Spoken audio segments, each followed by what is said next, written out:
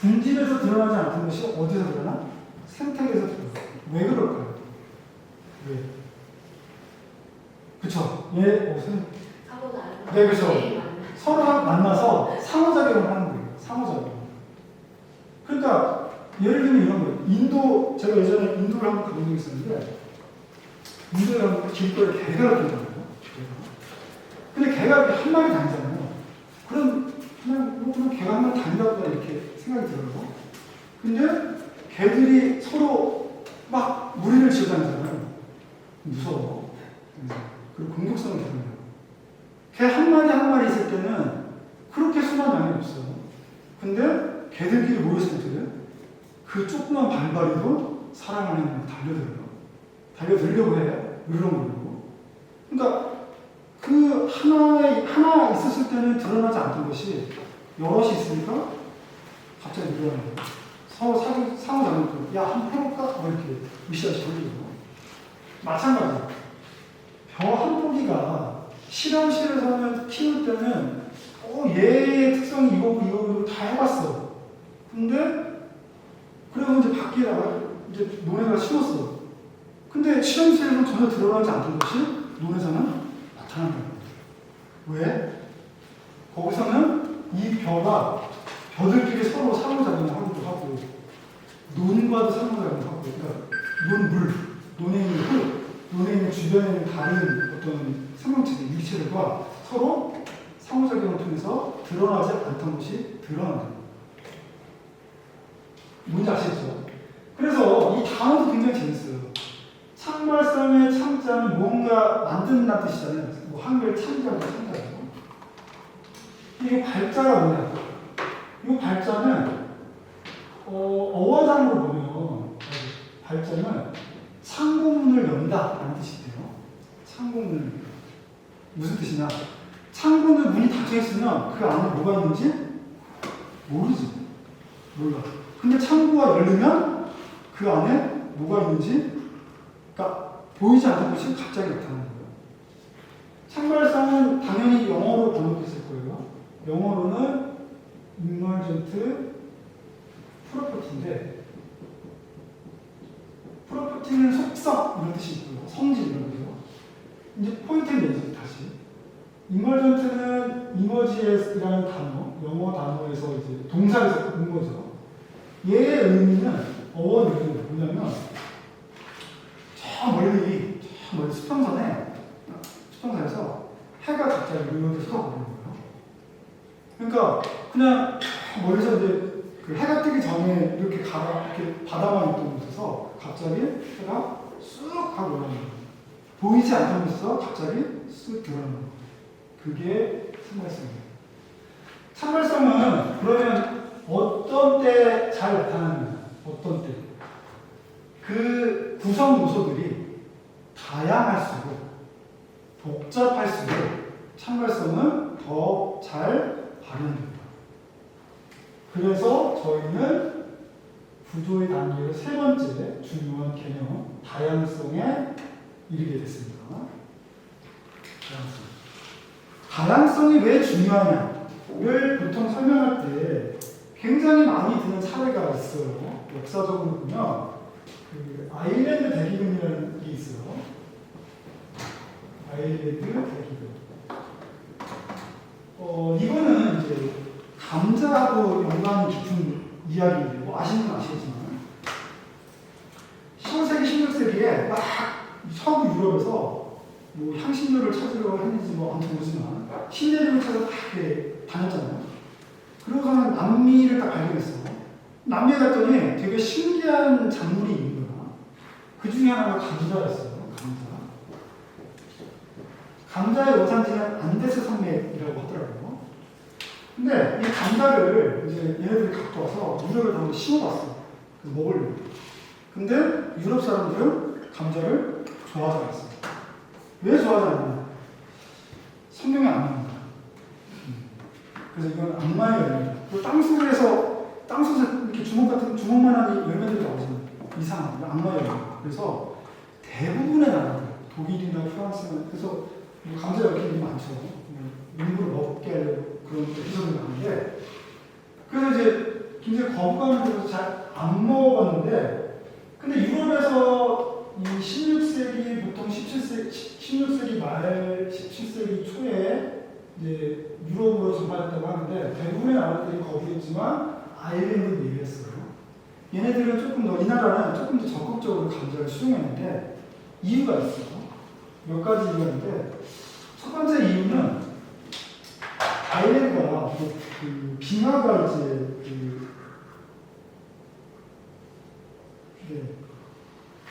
빙하토라고 아무튼 그 책의 표현에 있는 이유로 토양이 얇고 기온이 낮아 부식토가 부족하다. 그러니까 쉽게 얘기하면 흙이 약간 척박했던 거예요. 그래서 작물들이 유럽 사람들이 먹는 대부분의 작물들이 잘 못 자랐는데 감자는 갖고 와서 심어보니까 괜찮게 나오는 거예요. 이런 이유가 있었어요. 두 번째는 아일랜드 사람들 주로 그 주식이 원래는 뭐였냐면 감자가 들어오기 전에 귀리하고 낙농 제품, 우유 같은 걸 같이 먹었는데, 근데 귀리 농사가 좀 안 좋아, 작황이 안 좋으면 겨울철에 많이 굶었나 봐요. 많이 이제 배가 고팠어요. 그러다 보니까 야 이걸 심자 이런 것도 있었대요. 그리고 세 번째로는 이제 결정적인데, 이것도 결정적인 게 뭐냐면 우리가 당시에 아일랜드가 그러니까 우리나라로 치면 우리나라랑 비슷한 그 상황인데 그 잉글랜드 식민지였던 거예요. 그래서 대부분의 땅의 지주들이 다 잉글랜드 사람이었어요. 그러니까 아일랜드 사람들은 거의 손잡이를 붙여 먹었던 거예요. 그래서 이제 아일랜드 땅에서 심겨진 보리 같은 거를 지대로 다 내야 돼요. 땅 농사를 지으면 지대로 다 내야 되는데, 근데 감자는 안 가져왔어요. 안 가져왔어요. 그러니까 심었어요. 잘 심었어요. 그래서 감자가 이제 거의 주식이 됐어요. 그래서 어느 정도까지 주식이 됐냐? 아일랜드에 18세기에 17세기죠. 18세기에 여행을 한 여행 작가가 이런 여행기에 이런 표현을 쓴 거예요. 아일랜드 사람들은 1년에 10달은 감자와 우유를 먹고 나머지 2달은 감자와 소금만 먹는다. 네, 이렇게 표현을 해요. 그러니까 1년 내내 감자만 먹는 거예요. 1년 내내. 엄청나게 먹었죠. 근데 다행인지 불행인지 이게 잘 맞아서 인구도 엄청나게 풀었어요. 그래서 이제 그 기록에 의하면 1760년대인가 보면 인구가 320만 명이었는데 1840년대에 이 인구가 820만 명 정도 됐대요. 인구까지 늘어난 거예요. 그리고 이 감자가 이 아일랜드 땅의 대략 전체 경작 면적의 40% 정도까지 심었대요. 있어야 돼요. 자, 그런데 이런 것이 갑자기 어느 해 1845년도에 문제가 발생했어요. 어떤 문제가 발생했어요? 이때부터 이 해부터 연속으로 몇 달 동안 한 3, 4년 동안 작황이 안 좋은 거예요. 기후도 안 좋았고 갑자기 병이 왔어요. 감자 역병이 와서 어떻게 됐냐면 사람들이 먹을 게 없으니까 굶어 죽기 시작한 거예요. 얼마나 많은 사람들이 죽었는지 100만 명 이상이 죽었대요. 그리고 150만 명에 가까운 사람들이 아일랜드에서 미국으로 이민을 갑니다. 더 이상 살 수 없어요. 그래서 세계사적으로도 보면 엄청난 큰 타격이 있었던 거죠. 근데 왜 감자에 그렇게 타격이 있게 되느냐?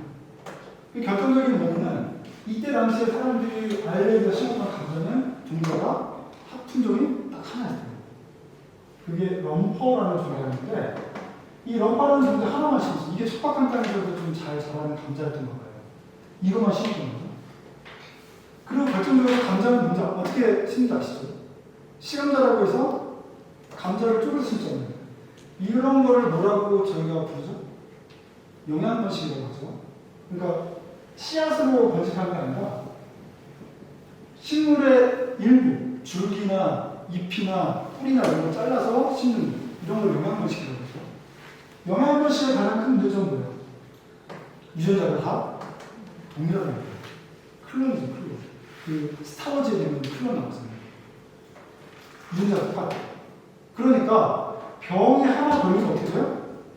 순식간에 퍼지는 거예요. 막을 수가 없어요. 근데 이런 현재 지금 현재 전 세계적으로 이런 작물이 있죠. 바나나, 그렇죠?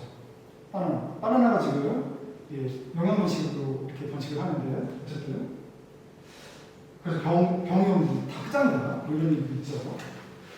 여튼 자 그래서 이제 아일랜드 대륙은 이런 상황이 벌어졌는데 근데 제가 아까 감자의 원산지가 어디라고 했죠? 안데스에서 이런 일이 벌어지지 않았어요. 단 한 번도. 왜 그랬을까요? 왜? 안데스 산맥에서는 농민들이 감자를 하나로 한 군데로 심잖아요. 그러면 그 다음에 언제 심나? 5년 있다 심나. 철저한 유지하게 했던 거예요. 그리고 안데스 산맥의 농민들은 감자 종자를 심을 때 품종을 기본이 30가지. 30가지 심어요. 그리고 안데스 산맥 지역에서는 감자의 종류가 3,000가지가 넘는 거예요. 그러니까 이런 상황이 벌어질 수가 없는 거죠. 그러니까 지금 여기서 이제 그러니까 이 다양성이 얼마나 중요한지 알려주는 대표적인 사례죠. 저 가슴 아픈 일이긴 하지만. 근데 사실 여기서 이제 하나 더 짚고 넘어갔으면 하고 싶은 게 뭐냐면 이건데요. 자, 감자가 심었을 때 면적이 40%가 감자를 심었다고 했습니다. 그럼 나머지 60%는 나머지 60%의 경작지에서는 뭘 심었는데? 다른 거 심었어요. 보리나 밀이나 이런 거 심었어요. 그럼 이게 자강 안 좋았어요? 좋았어요. 이게 먹으면 되잖아. 이거 다 어디로 갔을까요?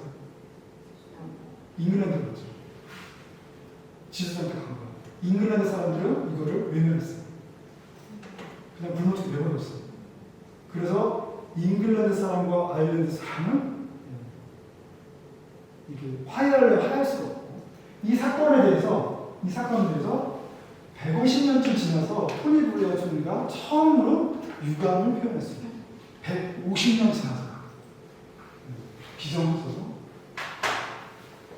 어떤 농사를 짓느냐도 중요하지만 우리가 어떤 체제를 가져갈 것인가, 우리가 준비할 것인가도 중요하다는 거예요. 그렇습니다. 자, 그러면 다양성의 중요한 사례는 알겠는데 조금 더 구체적으로 다양성이 주는 이점이 뭘까? 이거를 학문적으로 좀 정리를 하자면 이렇습니다. 다양성이 주는 이점. 첫 번째, 생산성이 높다는 겁니다.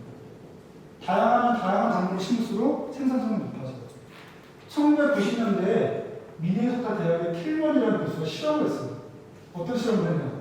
가로 세로 9m의 면적에 작물을 심었어요.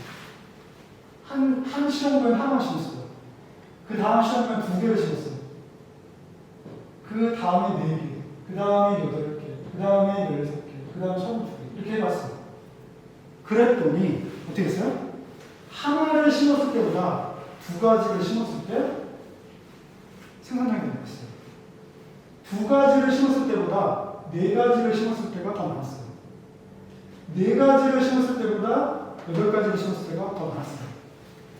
그 8가지를 심었을 때보다 16가지가 더 많았을까요? 네. 아니요. 비슷했어요. 왜 그랬어요? 면적의 제한이 있는 거예요. 그래서 무조건 많은 게 좋은 건 아니에요. 일정한 한계가 있다는 거예요. 근데 여튼 중요한 건 뭐예요? 작물을 다양하게 심을수록 뭐가 좋다? 생산성이 좋다라는 거예요.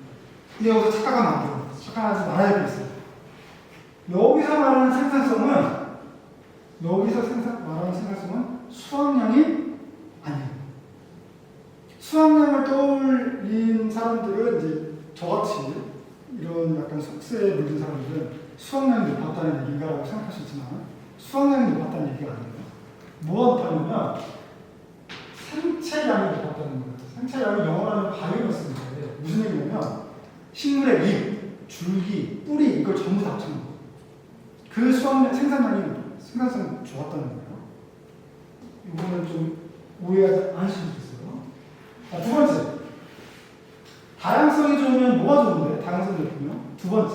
안정성이 높아져요. 안정성. 안정성은 다른 말로 하면 두 가지를 의미하는데 하나가 뭐냐면 저항성이 높아진다. 어떤 제가 짓고 있는 농지에 저항성이 높다는 것은 무슨 말이냐면 밖에서 오는 어떤 외부 충격이 있어요.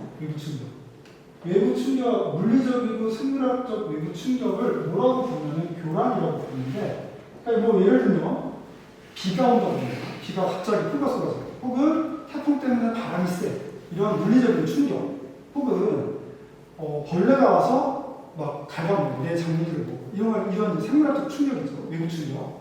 이런 걸 교란이라고 부르는데, 이 안에 내 농지에 작물 혹은 식물들이 다양하면 다양할수록 이거에 더 잘 저항합니다. 이 다양성이 풍부할수록 잘 저항합니다. 두 번째, 안정성이라고 하는 의미는 회복 탄력성이 높다라는 겁니다. 이것도 무슨 의미냐? 외부로부터 교란 때문에, 예를 들어 폭풍 때문에 흙 일부가 식물이 일부가 이렇게 펴는다거나 흙이 일부가 쓸려 나간다거나 이런 걸 얘기해요. 그럼 여기가 훼손됐어요. 그러면 나머지 이쪽에 있는 나머지 애들이 여기를 어떻게 하려고요? 복구하려고 해요. 다시 온 상태로 돌아가려고 해요. 이거를 회복 탄력성이라고 해요. 이게 높아진다는 거예요. 다양하면 다양할수록. 그래서 다양성이 높으면 결국 그 내 농지에 뭐가 좋아지냐? 건강하다는 거예요. 건강하다는 얘기는 뭐예요? 지속 가능성이 높아진다는 겁니다.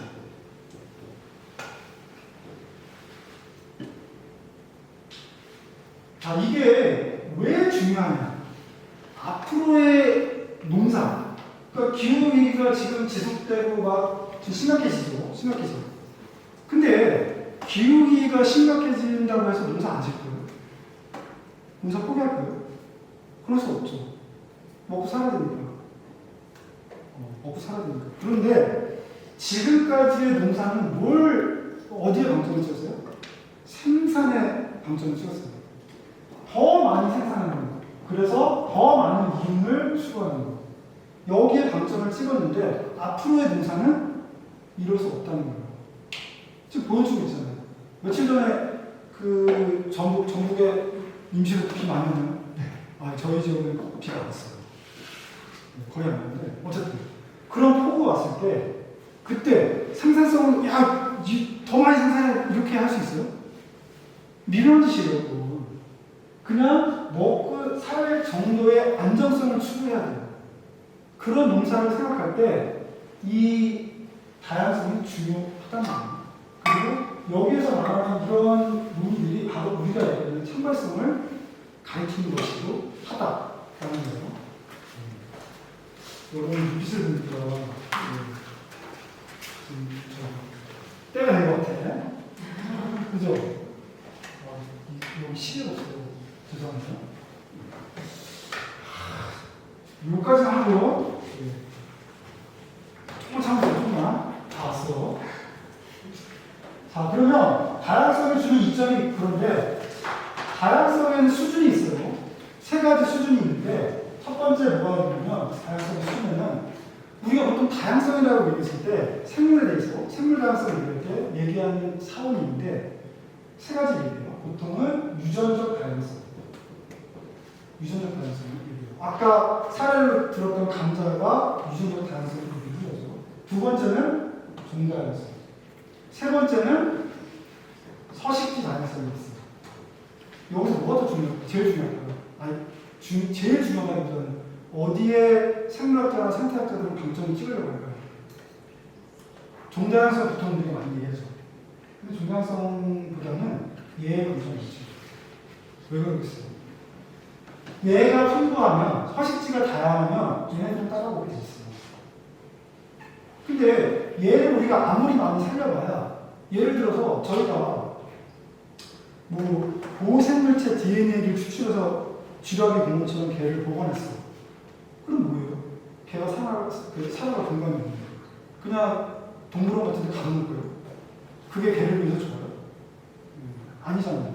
서식지가 필요해요. 개가 살아갈 만한 그 산터가 있어야 되는 거예요. 그게 있어요. 그래야 걔를 복원하는 의미가 있는 거예요. 그래서 결국 이 농산태양에서 다양성을 얘기할 때 유전적으로 내가 예를 들어 별을 심는다고 해서 여러 가지 별을 심는 것도 중요해요. 그리고 벼만 심는 게 아니라 밭에서 여러 가지 작물들을 함께 심는 것도 중요해요. 하지만 그것보다 더 우리가 신경을 써야 될 건 뭐예요? 서식지 다양성을 어떻게 농사에 적용할 것인가가 더 중요해요. 그러면 논 같은 경우에 서식지 다양성을 이렇게 좀 더 해볼 수 있는 게 뭐가 있을까요? 네? 선생님, 제가 비례 좀 고리 같은 거 키우나? 예. 고리 같은 거 키우는 혹시 이게 아닐까요? 존다양성을 사용하는 서식지 다양성의 사례로 제가 드는 것은 불법입니다. 논 한 곳에 물을 계속 연중 1년 내내 채우는 거죠. 그럼 거기에 그 물속에 사는 다양한 애들 살 거 아니에요. 거기에 새로운 뭐가 만들어져요? 서식지가 만들어지는 거예요. 또 하나 사례를 들고 싶은 건 논 같은 경우에는 여기 뒷돌을 만들어요. 뒷돌. 그러면 겨울에는 바짝 말려서 걔네가 그냥 맨홀로 드러나겠지만 농사를 짓는 그 기간만큼은 여기가 새로운 뭐가 만들어져요? 서식지가 만들어집니다. 예전에 2017년인가 18년도에 전국 여성농민회에서 농생態 관련한 강좌를 많이 하고 자료집들을 내렸는데 그 자료집을 보니까 이런 거 있어요. 그 농생태학 사례로 논에 있는 그 서식지 다양성을 고민하는 하나의 방식으로 제안했던 게 논둑을 깎지 말자 이런 게 있었어요. 논둑이 풀을 그냥 둬버리면 뭐가 되는 거예요? 하나의 서식지가 만들어집니다. 그런데 저는 별로 이렇게 추천하고 싶지 않아요. 왜냐하면 제가 보는 돈 중에 그런 데가 있어요. 논둑이 한 10m 정도 돼요. 그냥 좀 어떤 현상이 벌어집니까?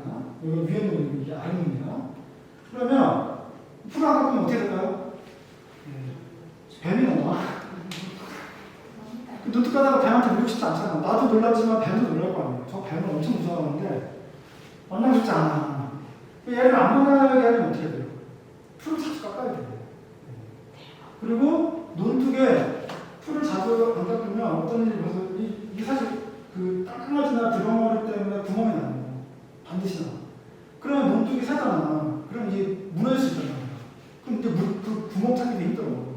그래서 여기는 반드시 깎아줘야 돼요. 윗놈에서 그래서 이쪽을 이렇게 할 수 있는 데까지는 해줘야 돼요.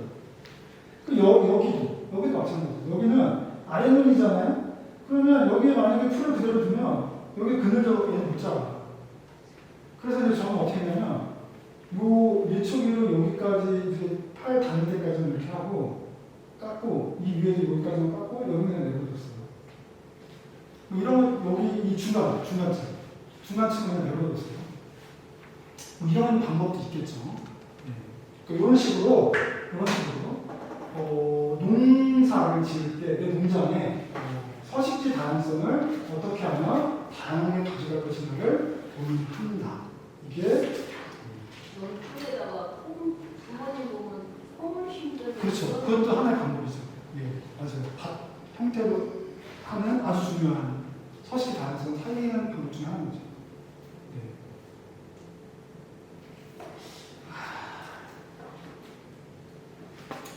쉬어야겠죠? 네. 54분이니까 네. 혹시 여기까지해서 혹시라도 질문이 있거나 내용이 어렵거나 아니면 저에게 못 들어주겠거나 이런 게 있을까요? 저는 지금 마지막 공개한 거는 수직으로 자르는 그림. 여기서 옆에서 보면 다 돼요. 지금 54분이니까 1시 4분에 시작을 이렇게. 네. 아니 2시 4분.